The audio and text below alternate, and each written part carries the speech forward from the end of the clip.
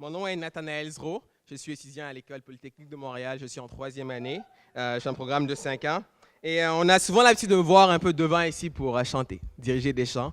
Et là, je fais quelque chose de différent. Il y a même Simon ce matin qui m'a demandé si j'allais chanter mon message. Mais j'avoue que ça, ce serait un peu difficile, ça. Et je suis vraiment content de pouvoir faire quelque chose de différent ce matin. Et j'espère que vous apprécierez ça autant que moi je vais le faire.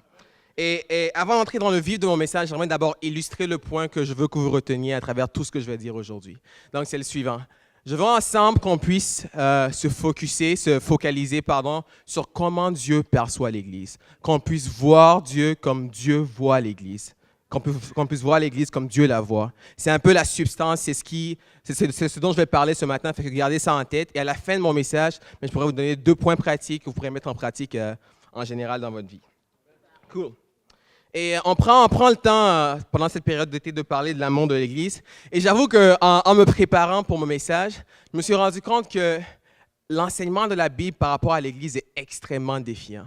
Et même pendant que je préparais mon message, je pouvais même à certains moments me sentir un peu inconfortable. Parce que quand je disais waouh, ça pouvait venir me chercher. Et j'avoue que j'étais aussi même tenté d'essayer de diluer les choses, ne pas nécessairement partager les points qui vont rendre les gens un peu inconfortables, mais j'ai décidé de ne pas le faire parce que je veux essayer de prêcher la parole de Dieu comme elle est.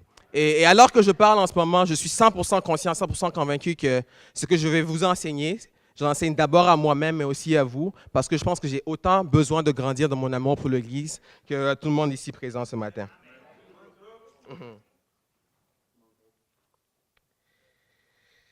Ceci étant dit, je ne sais pas pour vous, mais pour moi, personnellement, c'est plus facile d'aimer l'Église quand les choses vont bien. C'est quand la vie va bien en général, mais c'est plus facile pour moi de faire les choses. Mettons, quelqu'un veut faire une étude biblique, je suis présent. Quelqu'un organise une activité de bénévolat, je suis aussi là. Vous voulez que je dirige des chants, je peux diriger des chants, peu importe. J'ai beaucoup de facilité à le faire. Mais j'avoue que quand les temps sont plus corsés, quand les choses deviennent plus dures, ça peut devenir pour ma personne extrêmement difficile de donner mon cœur, de servir l'Église. Et pour être honnête avec vous, je ne suis pas nécessairement dans la meilleure des formes en ce moment. Et je confesse même que pendant que je préparais mon message, c'est pendant la semaine, il y avait plein de choses sur mon cœur. Je n'étais même pas nécessairement en feu ou excité par rapport à ce que j'allais partager aujourd'hui. Et quand j'y réfléchis, ça fait environ 6 mois, on est à la moitié de l'année en ce moment, je pense. Et quand je regarde en arrière, il y a quand même beaucoup de choses qui sont passées. Beaucoup de choses qui sont passées. Et dans ma vie personnelle, j'ai commencé l'année avec beaucoup de gros défis par rapport à mes propres insécurités que je ressentais, surtout quand j'étais avec mes amis qui n'étaient pas chrétiens. C'était pas nécessairement objectivement justifié parce qu'il n'y avait pas de raison valable pour laquelle je sentais ça, mais c'était quand même présent. Fait que j'arrivais pas nécessairement à gérer ça parce qu'il n'y avait pas de moyens, parce qu'objectivement, ça faisait pas de sens. Et aussi, sûrement que la majeure partie d'entre vous l'ignorent, mais j'étais en relation avec une sœur. Maintenant, on n'est plus ensemble. Puis on ne s'est pas nécessairement quitté dans les meilleurs des termes. Fait que ça aussi, ça a été difficile. L'un de mes meilleurs amis a quitté l'Église.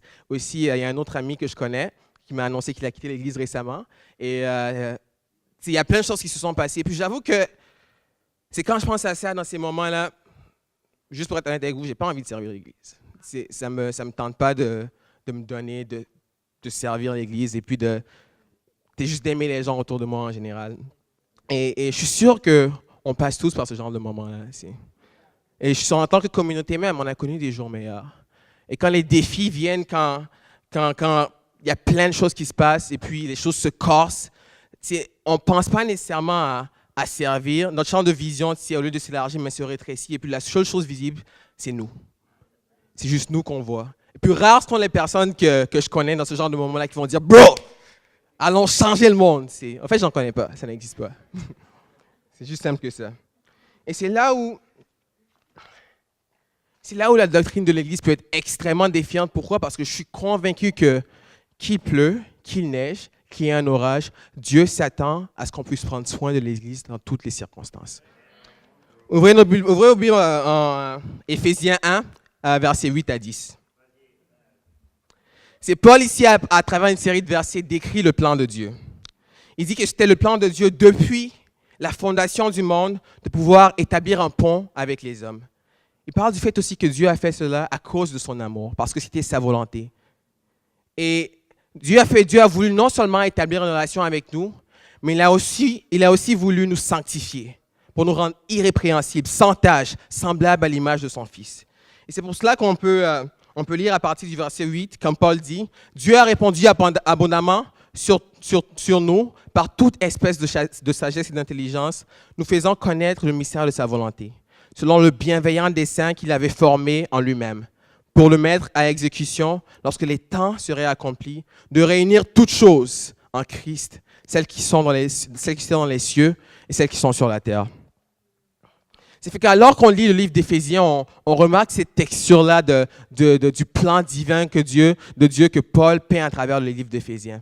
Et une des choses qui est vraiment intéressante de noter, c'est que Éphèse, la ville qui recevait la lettre, c'est une ville païenne.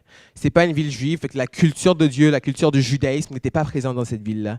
Et au contraire, il y avait beaucoup le culte de la déesse Artémis qui était présent. Et vous pouvez par exemple marcher dans la rue et puis voir des prostituées ou comme hommes comme femmes qui offraient leur service au nom d'Artémis. Il y avait cette culture-là qui était présente dans la ville d'Éphèse où l'église se situait. Aussi, pendant que Paul écrivait la lettre, il était en prison.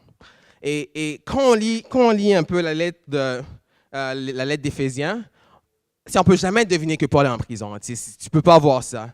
Parce qu'on voit une certaine assurance qu'il avait dans la façon dont il parle du plan de Dieu. On voit son zèle, sa passion, sa joie. Et on voit qu'il était quand même solide. Quand même qu'il avait toutes les raisons de ne pas l'être. Le contexte dans lequel l'église d'Éphèse se trouvait, bon, il est en prison, ça c'est quand même une chose, sans compter le souci de toutes les autres églises qu'il supervise. Mais malgré ces choses-là, on voit que Paul a quand même eu la force de rester solide et de pouvoir aimer donner à l'église. Et même pourtant, c'est pour ma personne en tout cas, je pense aussi que c'est le cas pour la majeure partie d'entre nous. Et quand on passe à travers ces moments difficiles, comme je l'ai mentionné au début, c'est extrêmement dur de pouvoir se donner à l'Église. Et même en tant que communauté, je pense que ce message-là s'applique vraiment en ce moment principalement à nous. Si on a commencé l'année vraiment en feu avec le nouveau local, c'était magnifique. Je me rappelle qu'on a célébré, il y avait des ballons partout. Je pense qu'on est même devenu décorer la salle. C'était beau. Après, on a eu des complications. Les choses se sont corsées avec le gouvernement. Tout a commencé à chambouler. On a aussi eu des complications au niveau du leadership. Et aussi, sans compter les problèmes personnels qu'on a à chaque jour dans notre vie. Mais Paul, dans ces moments-là, était capable de trouver l'espoir. Il était capable, quand tout était noir, de voir une certaine lumière. Et voici la raison pour laquelle je pense ça. Essayez de suivre ici, parce que c'est le point principal de mon message. Je pense que la raison pour laquelle Paul arrivait, mais il y en a plusieurs raisons d'abord. Ce n'est pas la seule, mais l'une des raisons pour laquelle Paul arrivait à trouver, à avoir cette attitude-là qu'il avait de confiance à Dieu dans ces situations-là, c'est parce que c'est à cause de sa compréhension, de sa confiance et de sa passion vis-à-vis du plan de Dieu. Et l'aspect du plan de Dieu sur lequel j'aimerais me concentrer ce matin, c'est la valeur que Dieu accorde à l'Église dans son plan. Ça, c'est le cœur de mon message. Et en effet, parce que je suis convaincu que si on comprend vraiment comment Dieu voit l'Église, si on voit l'Église comme Dieu la voit, peu importe le genre de situation, on sera capable d'aimer et de donner à l'Église. Et pour illustrer mon point, j'ai un seul passage. Il se trouve encore en Éphésiens 1, versets 22 à 23, et j'aimerais le lire en ce moment. OK, c'est bon, j'ai encore le temps. Ça dit, « Dieu a tout mis sous ses pieds. Il a donné pour chef suprême à l'Église, qui est son corps, la plénitude de celui qui remplit tout en tous. » Mon premier point ce matin, c'est qui est son corps. Si alors qu'on discute de ce point, j'aimerais le plus possible qu'on puisse penser à l'Église de façon littérale, pas imagée, littérale, comme un corps humain. Et puis honnêtement, tu sais, quand on y pense, tout groupe peut être comparé à un corps. Du moins à l'image de 1 Corinthiens 12 qui parle de l'interdépendance, du fait que la main a besoin des pieds ou que le cerveau a besoin des yeux, whatever. Je caricature là, mais vous comprenez un peu l'idée, tu sais. Mais tout groupe peut être comparé à un corps. Et j'avoue, moi je suis étudiant en génie industriel et c'est une filière dans laquelle on est amené à beaucoup travailler en équipe. Et ce qui arrive souvent lorsqu'on a un projet, c'est que si quelqu'un ne fait pas sa part, mais ça affecte tout le reste du groupe parce qu'on a besoin de la part des autres pour pouvoir continuer le projet. Et puis ce principe-là peut s'appliquer à n'importe quel type de groupe. n'importe quel type de groupe sans exception. D'où l'idée d'interdépendance dans les groupes est vraiment présente. Par conséquent, l'image du corps peut être appliquée à n'importe quel type de groupe. Néanmoins, ce qui fait la différence entre l'Église et tous les autres types de groupes, c'est que ce n'est pas n'importe quel corps. C'est le corps du Christ. Et c'est ça qui nous différencie des autres groupes. Et aucun autre groupe ne peut prôner cette identité-là. Et le corps humain, c'est quelque chose d'extrêmement fascinant. Il peut être à la fois extrêmement sensible et puis aussi extrêmement fort. Et ce qui détermine son état, c'est la façon dont on le traite, la façon dont on prend soin de lui.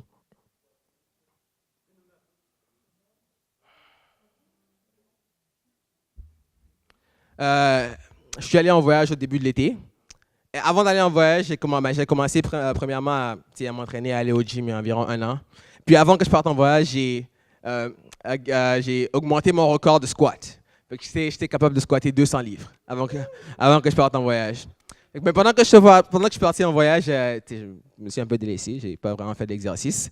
Et j'ai pas vraiment suivi mon alimentation non plus. Mais quand je suis revenu, je suis reparti au gym. J'étais capable de squatter environ 150 livres, mais quand je faisais ça, je ne pouvais plus marcher pour le reste de la semaine. C'est fait que dans ces moments-là, on peut voir que pendant que j'étais en voyage, c'est vraiment clair. Je n'ai pas nécessairement pris soin de mon corps comme je le faisais en ce moment.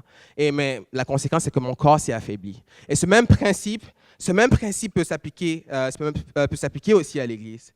C'est la façon dont on traite l'Église déterminera son état, qu'elle soit faible ou forte. On aime prendre soin de nous, on aime bien s'habiller ou pour les filles se maquiller, peu importe se rendre belle. Mais est-ce qu'on veut prendre soin de l'Église de cette façon-là? Je ne dis pas ça pour blâmer quelqu'un, mais j'entends souvent beaucoup parler du concept « Ah non, on vient à l'Église pour être nourri ». Mais j'entends rarement parler de gens qui veulent nourrir l'Église. Et un autre point que j'aime bien, avec lequel on peut faire le lien par rapport à l'idée du corps, c'est celui de la douleur, la blessure physique et émotionnelle aussi. Quand j'étais en Côte d'Ivoire, c'est vraiment cool. J'ai eu l'opportunité avec mon père de voyager. On est allé à la campagne, on a conduit environ 10 heures dans un village qui s'appelle Mans, qui est le village de mon père. Et c'était vraiment magnifique, c'était une belle fin de semaine. Probablement l'une des meilleures que j'ai passées là-bas parce que j'ai pu me rapprocher avec mon père. J'ai pu expérimenter aussi ma culture d'une façon que je n'avais pas vraiment fait avant. Aussi, j'ai pu rencontrer des membres de ma famille que je ne savais même pas qu'ils existaient d'abord. C'était vraiment spécial, j'ai vraiment aimé ça. Mais aussi, la chose qui m'a frappé le plus pendant que j'étais là-bas, c'est la condition dans laquelle les gens vivaient. Et j'ai toujours su que mon père, personnellement, d'abord, je n'ai pas nécessairement expérimenté la pauvreté dans ma vie. Dieu s'est toujours assuré, j'ai été toujours béni par Dieu, on a toujours eu assez pour subvenir à nos besoins. Mais je savais aussi que mon père ne venait pas d'une famille qui était riche. Et j'ai toujours eu cette idée dans ma tête. Mais le fait d'être exposé à ça, c'était vraiment quelque chose de différent. Et puis les gens dans le village que je suis parti vivaient dans des conditions que moi, personnellement, je trouvais difficiles. Même pendant que j'étais là-bas, souvent, au lieu de profiter du moment, j'étais juste réfléchir. J'étais comme, qu'est-ce qu'il faut faire? Je vois ces gens-là dans ce genre de conditions-là, comment je peux aider et tout. Et lorsqu'on est exposé à la souffrance, ça suscite en nous un désir de faire une différence. Lorsqu'on est exposé à la souffrance dans n'importe quelle forme, admettons que vous voyez un pauvre dans la rue, un proche souffre, ça crée ce désir-là en nous de vouloir agir. Puis la même chose aussi physiquement. Lorsqu'on est blessé, on veut soigner nos blessures. Est-ce qu'on veut soigner les blessures que l'Église a? Aussi, ce qui peut arriver avec l'Église, c'est qu'on peut ne même pas être la cause des blessures de l'Église. Admettons quelqu'un qui joue au soccer, je ne sais pas. Ce qui peut arriver, c'est que souvent, la cause de sa blessure est externe, pas nécessairement reliée à lui. Et je pense que ça s'applique tellement à l'Église. Pourquoi? Parce que beaucoup des blessures peuvent ne pas être causées par nous. Prenons le cas d'un mari qui divorce avec sa femme. Peu importe le mari ou la femme qui quitte l'Église, ça n'a aucun rapport avec moi. Ce n'est pas moi qui ai causé cette blessure-là. Mais est-ce pour autant que je vais ignorer la blessure? Non. Non, j'espère que non en tout cas. Parce que même si qu'on ait causé ou pas des blessures dans l'Église, je pense que Dieu s'attend à ce qu'on puisse les soigner. Dieu s'attend à ce qu'on puisse prendre soin de ces blessures-là. Dieu s'attend à ce qu'on puisse s'investir, soigner l'Église comme on soignerait notre propre corps. Et Et je pense l'un des plus gros défis de l'Église, et ce qui aussi le différencie de tous les autres groupes, c'est que Dieu nous appelle à rester comme un corps en toutes circonstances. Et les autres groupes n'ont pas nécessairement à faire ça. Par exemple, dans le cas d'un groupe militaire qui se bat lors du combat, dans ce contexte-là, ils sont forcés à rester ensemble. Parce que soit tu fonctionnes comme un corps, ou soit tu meurs. C'est aussi simple que ça. Mais lorsqu'ils reviennent chez eux à la maison, est-ce qu'ils vont opérer comme le corps qui était pendant qu'ils étaient sur le champ? Pas nécessairement. Pas nécessairement. Mais ce qui est aussi magnifique et en même temps plus difficile avec l'Église, c'est que Dieu veut qu'on fonctionne comme un corps en tout temps. Qu'on puisse s'épauler, qu'on puisse se soigner, qu'on puisse ensemble prendre soin de nous en tout temps. Et c'est là que je trouve ça honnêtement, je ne sais pas pour vous, mais moi, je suis comme, wow, c'est quand même quelque chose, c'est quand même un gros défi. Et Paul aussi parle de ça. C'est pour ceux qui veulent étudier ce sujet-là un peu plus en profondeur, vous pouvez aller en Éphésiens 5. Je ne vais pas nécessairement aller là-bas à cause du manque de temps. Mais on voit que cette idée-là, cette idée de prendre soin de l'Église en tout temps, en n'importe quel moment, est beaucoup, beaucoup présente dans le discours de Paul. Et Paul continue, c'est l'un de mes points préférés dans le verset. Paul continue et puis il dit quelque chose de vraiment profond au verset 23 du Éphésiens 1. Il dit que Dieu a tout mis à ses pieds, il a donné comme chef suprême de l'Église, qui est son corps, la plénitude de celui qui remplit tout en tous. Et ça, c'est mon second point. La plénitude de celui qui remplit tout en tous. Je trouve cette affirmation-là vraiment, vraiment incroyable. Dieu dit que l'Église est la plénitude de celui qui remplit tout en tous. Pensez à ça pour un instant. C'est comment Dieu nous voit. Si d'une certaine façon, Christ désire se faire voir complet, parfait, lorsqu'il est uni à nous. Il dit qu'il est complet, il est parfait lorsqu'il est réuni avec l'Église. Et qu'on est ensemble, toi et moi, on est la plénitude de Christ sur cette terre. C'est effrayant de réfléchir à ça. Moi, je trouve ça incroyable. J'imagine Dieu qui dit, « Hey guys, vous êtes la manifestation puissante, complète de ma personne sur la terre. » Et pour nous aider à comprendre cela, essayons de réfléchir ensemble un peu au contexte dans lequel Paul écrit. Paul écrit à un moment de l'histoire où le manque d'unité est flagrant. Les Juifs ne sont pas unis avec les non-Juifs, les Romains ne sont pas unis avec les barbares, il y a le manque d'unité dans les gens de la même nation, les gens de différentes nations ne sont pas unis, et puis ultimement, les hommes ne sont pas unis avec Dieu. Supposons pour un instant que si un docteur trouve le remède pour le cancer. Supposons qu'un docteur trouve ça. C'est avant qu'il soit accessible, avant qu'il soit disponible aux gens, il faut qu'il puisse être transporté aux gens. Il faut que les docteurs le rendent accessible afin qu'il soit disponible à tout le monde et que tout le monde puisse effectivement l'acheter, ce remède-là. C'est le rôle du docteur de l'étudier, d'étudier le remède, de le vérifier et puis de voir s'il fonctionne vraiment. C'est le rôle du docteur aussi de rendre le remède disponible au reste de la population. Et c'est un peu ce que l'Église est pour Jésus. Même pas un peu, complètement ce que l'Église est pour Jésus. Paul, comme on a lu ensemble au Éphésiens 1, verset 8, a dit que Paul parle aussi beaucoup dans ses discours de ministère de réconciliation. Du fait que Dieu veut unir tout avec lui. Du fait que Dieu veut unir les hommes entre eux et ultimement Dieu veut unir les hommes avec lui. Mais pour que cette unité-là se passe, il faut que le message soit transporté vers eux. Et c'est le rôle de l'Église de transporter ce message-là. Quel appel! Quel appel!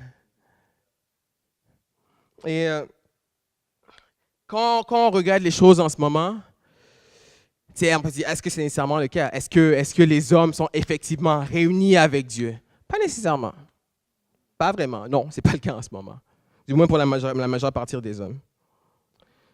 Mais est-ce que c'est pour autant que on ne va pas nécessairement essayer de le faire? Peut-être que je manque de foi, mais je pense en ce moment convaincu que toute la terre, un jour, pourrait être réconciliée avec Dieu. Je pense que c'est possible. Mais est-ce que ça, c'est une raison pour ne pas nécessairement essayer d'accomplir ce que Dieu voulait faire? Je pense aucunement. Jésus, plus que tout homme, savait que ça n'allait pas arriver. la preuve en est que pendant qu'il allait se donner pour nous, les gens étaient en train de l'insulter. Les gens étaient en train de le maltraiter. Fait que les personnes qu'il allait sauver lui montraient qu'il s'en foutait complètement de ce qu'il faisait. Aussi, ses amis qui étaient le plus proches de lui l'avaient abandonné en ce moment-là. Mais est-ce pour autant qu'il n'a pas donné sa vie pour eux? Non! Jésus étant complètement conscient de cette réalité-là, s'est donné pour nous, pour toi et pour moi. Pourquoi devrait-on pas imiter l'exemple qu'il avait?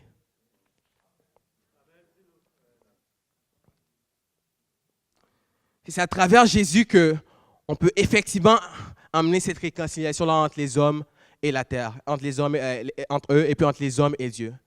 Si Jésus dit qu'on est le sel de la terre, il dit qu'on est la lumière du monde. Il nous fait confiance d'une façon incroyable. D'une certaine façon, il met le destin de la terre entre nos mains.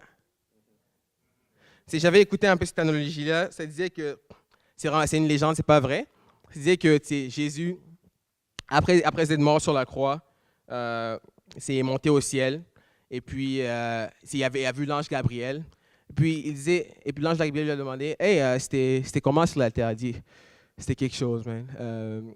J'ai fini de faire ce que j'avais à faire. » Mais il dit, « Mais comment tu vas sauver le reste du monde? » Et puis Jésus lui dit, « Ah non, mais j'ai chargé Pierre, Jean, Marc, puis d'autres personnes de s'occuper de ça. » Puis Gabriel, connaissant qui les hommes sont, comment sont les hommes, il dit, est-ce que tu es sûr de ça? Est-ce que tu es sûr de ton plan? Tu es sûr que c'est une bonne idée?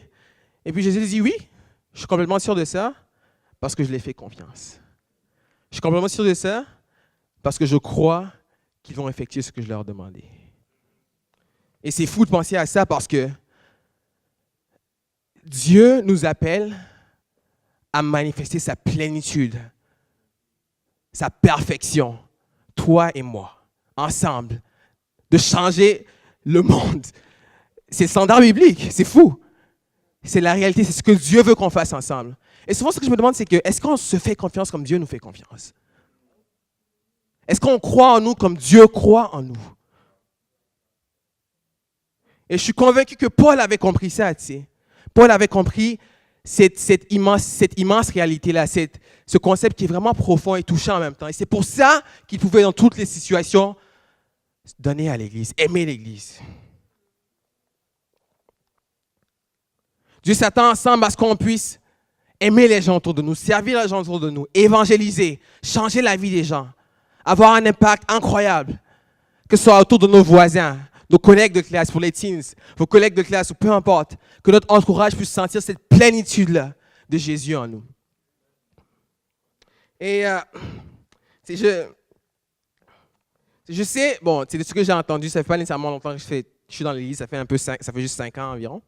Et c'est souvent, la réalité est que, c'est souvent quand on parle d'évangélisation, les gens peuvent être un peu sur la défensive. Ils peuvent être un peu sur la défensive. Non. Mais c'est comme j'ai dit au début, je ne veux pas nécessairement diluer ce que Dieu enseigne. Ce n'est pas ça mon but. Et néanmoins, voici ce que je pense. Je ne suis pas nécessairement venu vous dire d'évangéliser plus ou d'évangéliser moins. Pourquoi? Parce que je ne vous connais pas. Je ne sais pas c'est quoi ce qui se passe dans vos vies. Je ne connais pas chacune des personnes ici présentes. Je peux le faire pour les gens qui sont proches de moi. Je peux dire à X frère ou tel frère qui est proche de moi, s'il a besoin d'évangéliser, do it. Mais je ne connais pas la réalité de toutes les personnes ici présentes. Fait que je vous fais confiance, comme Dieu vous fait confiance, avec l'aide de son esprit et avec les frères autour de vous, de juger de la mesure à laquelle vous deviez aimer l'Église. Si vous avez besoin d'évangéliser plus, mais faites-le. C'est à la mesure à laquelle vous devez vous donner à Dieu. Ceci étant dit, c'est quand même une tâche lourde, tu sais. Une tâche lourde dans laquelle Dieu nous appelle, en même temps tellement glorieuse et tellement inspirante. C'est Dieu veut qu'on puisse transformer le monde ensemble. C'est imaginez un instant. Imaginez qu'on voyait les choses comme Dieu les voyait. Imaginez qu'on avait la même vision que lui à propos du corps du Christ. Imaginez qu'on se faisait confiance comme Dieu nous faisait confiance. Imaginez ensemble qu'on n'arrêtait pas d'abandonner avant d'agir. Imaginez qu'on avait ce rêve-là, c'est pour l'Église, pour son peuple, même pour les gens autour de nous. Imaginez l'impact qu'on pourrait avoir. Moi, je pense que, honnêtement, je suis convaincu, je pense vraiment que si c'est ce qui habite vraiment dans notre cœur, je pense qu'on pourra changer Montréal. Je pense que si on a cette vision-là dans notre cœur, je pense qu'on pourra changer Montréal. Mais c'est extrêmement difficile, comme j'ai dit au début. Mais imaginez l'impact. Rêvez ensemble, rêvez avec moi de ce qu'on pourrait accomplir si cette façon de voir les choses, cette vision de l'Église est présente dans notre cœur. Si on voit l'Église comme Dieu la voyait. Et j'aimerais qu'on s'accroche ensemble à cette vision-là. Qu'on puisse regarder, voir l'Église de cette façon-là. Qu'on puisse essayer le plus d'enligner notre vision de l'Église avec la vision que Dieu a pour l'Église. Qu'on puisse aimer l'Église, concevoir l'Église comme Dieu la conçoit. C'est l'application numéro 1, by the way. La deuxième application et la dernière, et c'est celle avec laquelle j'aimerais terminer, c'est que maintenant que cette vision-là est présente, maintenant que si on est arrivé à ce niveau-là, de changer notre vision de l'Église pour l'amener le plus possible à celle de Dieu, j'aimerais nous inviter maintenant à agir en fonction de cette vision-là. À agir en fonction de cette vision-là. À ne pas attendre X ou Y, les conseillers ou peu importe, pour prendre des initiatives. À utiliser nos dons, nos talents, nos passions pour pouvoir faire rayonner l'Église comme Dieu veut qu'on la fasse rayonner. Voyons ensemble l'Église comme Dieu la voit. Paul avait compris ça. Paul avait compris l'importance que Dieu a accordée à l'Église. Et c'est pour ça qu'il était capable de se donner en toutes circonstances, en tout temps, pouvoir servir et aimer l'Église dans n'importe quel genre de situation. Et mon rêve, c'est qu'on puisse devenir cette Église-là aussi. Que peu importe qu'il y ait de l'orage, qu'il y ait de la neige, qu'il y ait de la pluie, que les jours soient beaux, qu'on puisse avoir la force de se donner, d'aimer l'Église en toutes circonstances. C'était mon message pour vous ce matin. Merci.